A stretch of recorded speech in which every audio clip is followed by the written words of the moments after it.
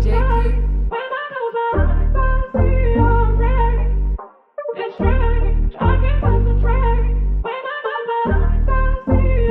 job, show.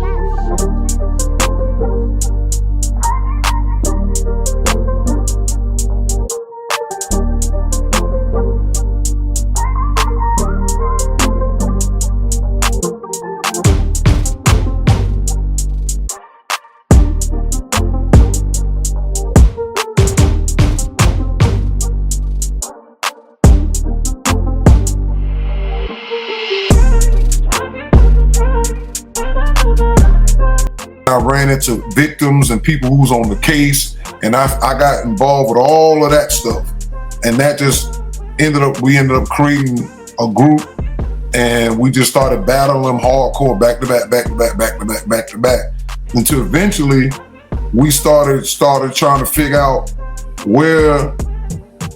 was Afro Uno, and that came when the Noot. I'm about to ask you that too before we got there, because I'm like, you ended up going into a bookstore. But okay, before this, there's two things that happened in that one time. Matter of fact, and I let a Noot tell his side. All right, so it was some ex-followers of York who became Noonaboos through the works, but they thought that York wrote the books. So anyway, I was going to see Ken at the time in Manhattan. Him and his wife. It was for my birthday, matter of fact. It was 2013. Matter of fact, on my birthday. And we was going to Manhattan to celebrate and all that. So when I went over there, we was kicking and all that. And then he was telling me that his nature books was weighing out, because he had a nice, like, when he first bought them, he had put like tape or something on them so it wouldn't get messed up. So he was saying, he got a friend that he needed some books from. So he said, I gotta go cop me some more nature books, book 1 and book 2.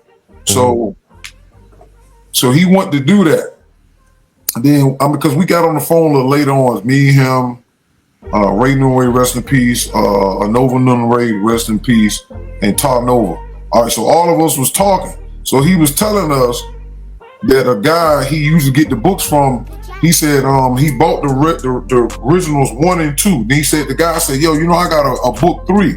And he said, you got a book 3. Now mind you, this is 2013. We didn't know Afro Uno had already passed. So we thinking York is the author.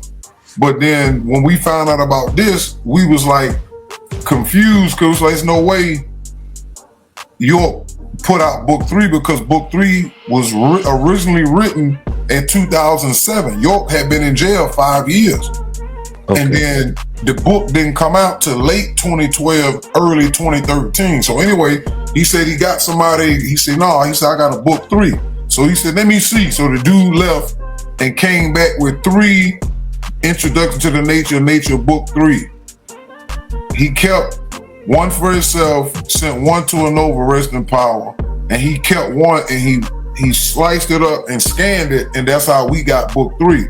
So then we was like trying to figure out, like, well, who is behind book 3? Because there's no way Afro Uno. Yeah, it was Afro Uno. Right. So that's when Noot enters the center. And go ahead and tell them your part, Noot, because this was funny how all this happened at the same time. Yeah, because for the sake of the listeners, because we don't want to deviate from the concept of the show, but I'm glad you're giving us context, because I want to know, curious to know, who was Afro Uno, so I know Noot's gonna. Yeah, go ahead. Noot. Yeah, so around that time was around the same time that I was coming into spiritual enlightenment, because I was having a lot of questions about spirituality and religion, just in general, because there were a lot of unfulfilled questions, right? Where do we come from? How did we get here? Yeah. How did we get religion? Things of that nature. And what ended up happening was I ended up meeting Ta Kinu or Ta Noone, and he had gave me the nature books around that time. right? And this was late 2012, early 2013 was when we met, and he gave me the books. So roughly around, I want to say about a year later, I ended up going into what they would call the at that time I think it was called the A&B bookstore. I don't know if you ever heard of it. On Livingston Street, downtown Brooklyn, there was a bookstore down there. You know that bookstore, right? By Skimmerhorn. I know. Right, right over there. Yeah, I remember that. And there was a man that owned that bookstore named Royal. Rest in peace to Royal. And apparently Afro Unu worked with Royal as far as putting his books inside of the store. So when I went into the store, there was one book there called The Introduction to the Nature of Nature, Book 3. So I'm like, whoa, where did this book come from? You know, and that's when I told Tar, like, yo, I picked up the last Introduction to the Nature Book 3. He was like, whoa, they got more, but no, they didn't have any more books. And at that time, he also had the tapes. I should have bought the tapes too, because they had a Afro Unu used to record on the tapes, and he would give the tapes out, things of that nature. Now, how do we know it's Afro Unu? Me and Tar had now set aside a time to go down there, because I myself in my mind was like, I don't think York and this guy is the same person, right? So anytime I have issues with something, I get into super research mode. I have to find the answer. Okay. And so we went down there and we spoke to Royal, and something said to me, play the audio tape for Royal so he could confirm if this is Dr. York or not. So I played the tape, and he's like, no, that's not Dr. York. That's Afro Unu. Listen, this man in Noot Ray Newpool is out here with Royal of the original A&B bookstore, now called Official Connection. He's making the distinction that Afro Unu and Dr. York are not the same person. Alright, according to Royal, he's saying that Afro Unu passed away, and that his wife Joy has a lot of books that's unfinished, and we're in the process of trying to get in contact.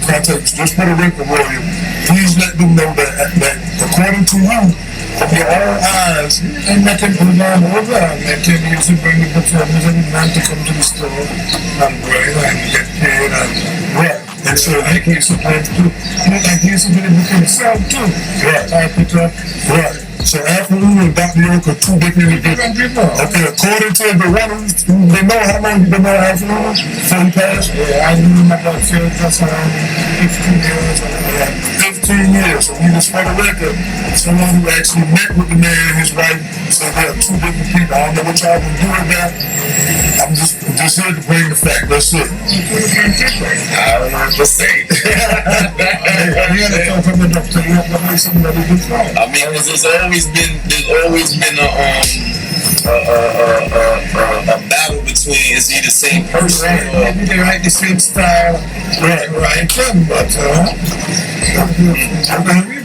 we're definitely gonna try to follow up with more information on this. But I'm trying to investigate his life. Yeah, we're gonna try our best to get in contact with him. Right, because we understand. Even an address too, because we'll take the plane flight down there just to see if So she ain't got a channel way up here. Somewhere in the address. Look at the phone number. Yeah, okay. All right, we appreciate that, Ray. So make sure you got your copy of what's going on, and you get your copy of it. And this is just in case you should just give us right. And this is the number right here for us.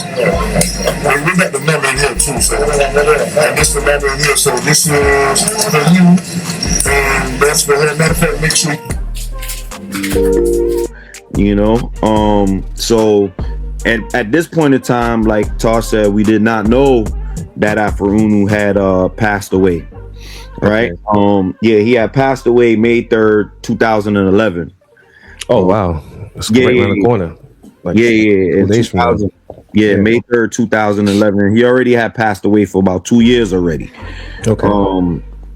Yeah, and from that point on is when the separation was made, and the brutal beatings that you see online as far as against Dr. York. But like you said, it's not your platform is not designed for that, but we have separate interests in making sure that Dr. York does not steal the knowledge. So a lot of the people that come into learning Noone think that, and even if you Google it, anything with 9 ether, 6 ether, and things like that, they think that that Dr. York was the one that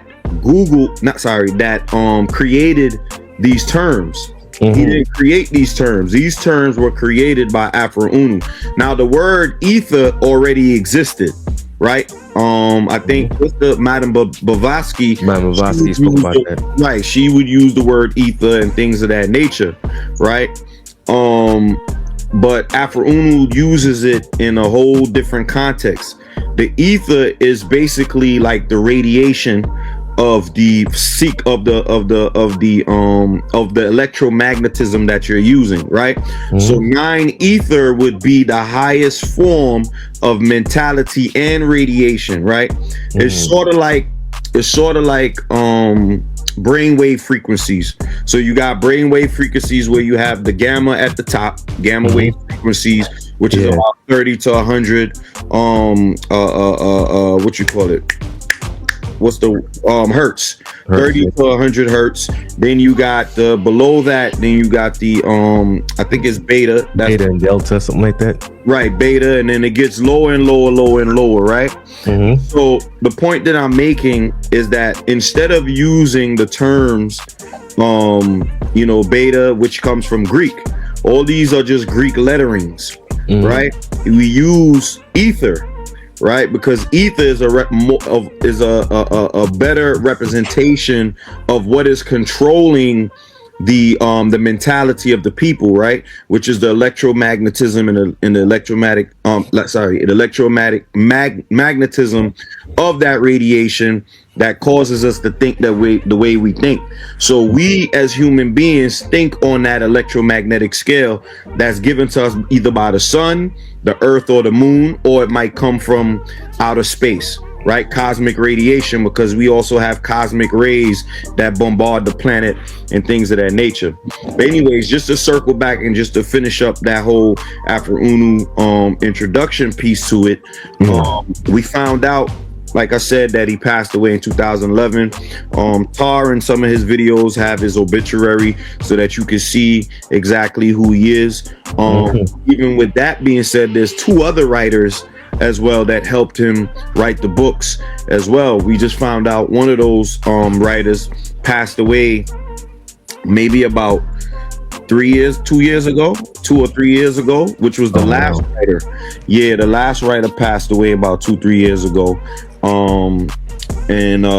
Even after that, I missed one of the writers by about a month. He passed away about a month after I found out where he was staying, which where I'm at right now, he's like maybe 3 or 4 minutes from my house. But the problem is they kept their identities away from the internet and away from the public, because the thing about religious people, when they find out that you have great knowledge and great wisdom, zealots, right, they start to worship you, right?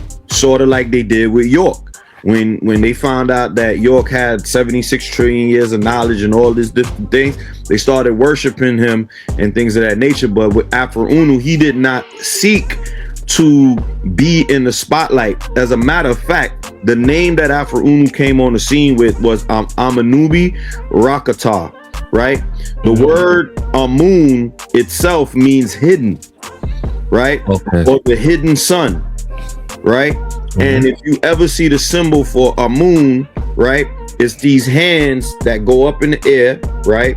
And it's basically showing you that there's a hidden hand behind what you're seeing. So the hidden hand, or the knowledge that we're seeing in today's day and time, as far as this type of nature knowledge, is Afro Unu.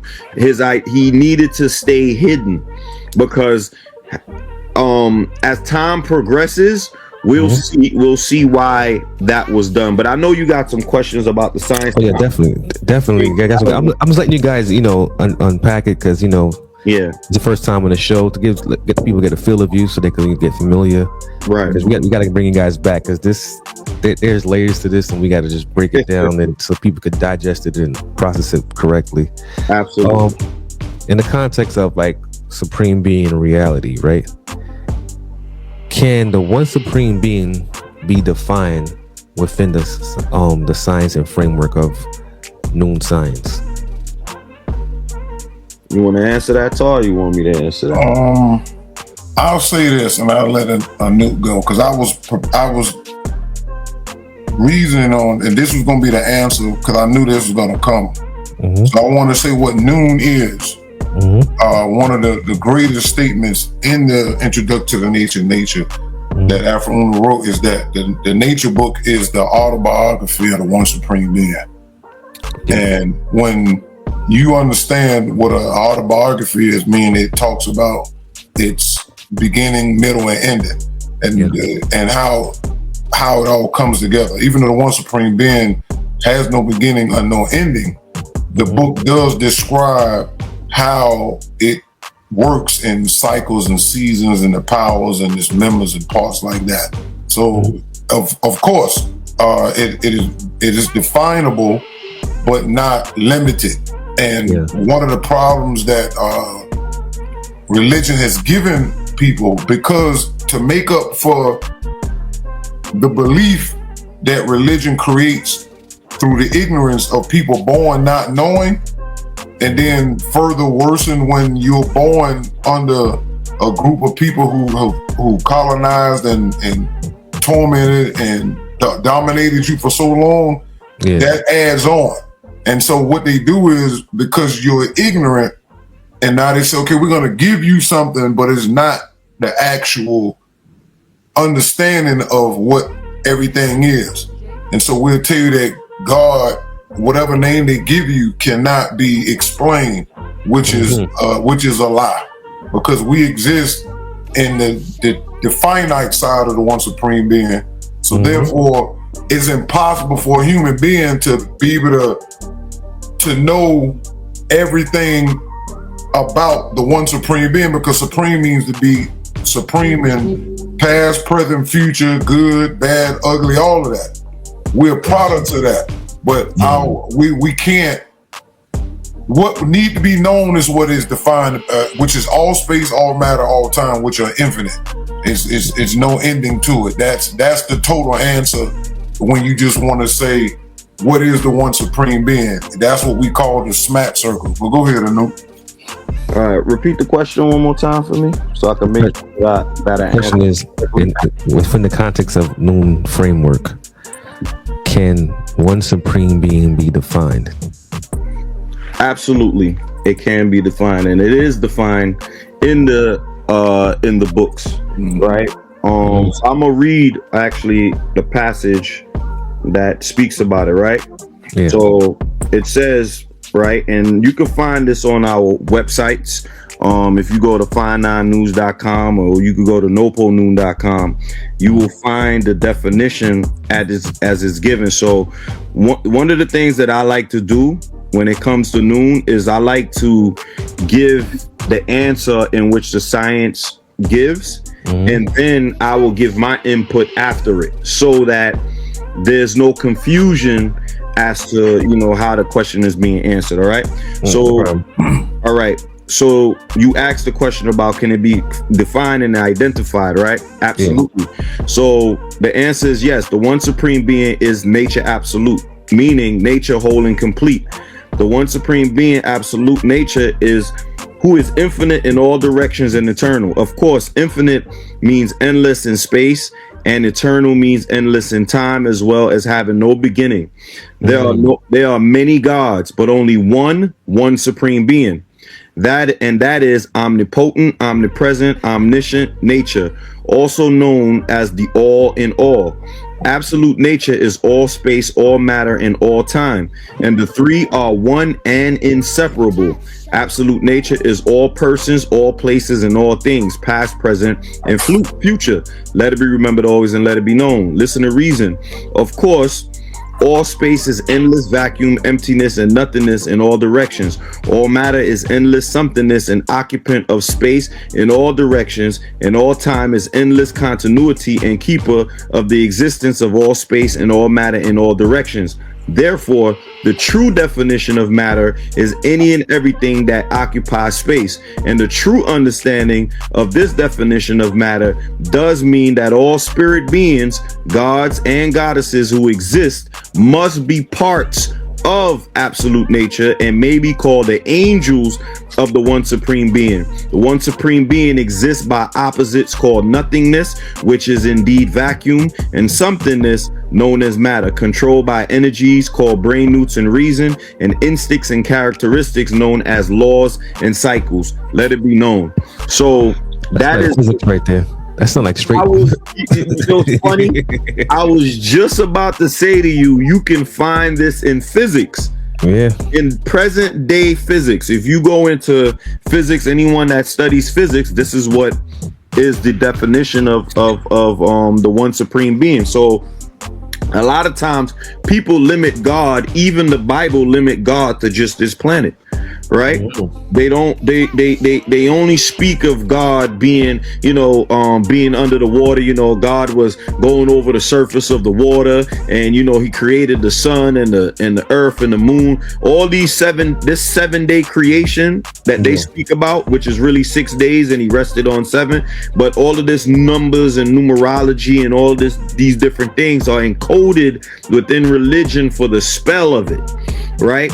So that's why Afro-Unu put in there that these spirit beings, these gods and goddesses, all of these different entities are what? They are all part of the one supreme being.